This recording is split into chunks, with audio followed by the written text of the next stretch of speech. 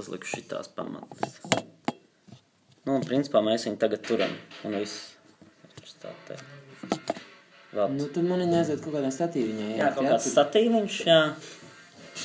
Tu vari ne jau visu konci arī. Nē, es domāju, viens konkrēts moments. Viena dziesma tā varbūt. Tad arī, jā, tas arī būtu tāds kopā. Tā kā ir tā bildēšanās, tas bildēšanās vietošanās. Nu, tas te labāk līd kaut kāda dziesma vai kaut kas tāds fragmentiņš kaut kāds. Jā. Es viņu nolikt uz klavieriem savu.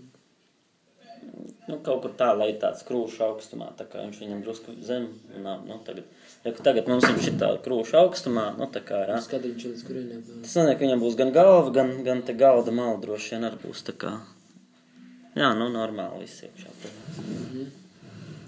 Nu, un tad feature tāds, tur patās mēs viņu publicējam, pēc tam viņu var embedēt likt Facebookā vai Twitterī vai nav nekur. Un cilvēki pat laikam no savā Facebookā pat varēs patīt apkārt. Skaņa kā ar iPhone, nekas tur tāds īpaši nebūs. Jā, viss spēj.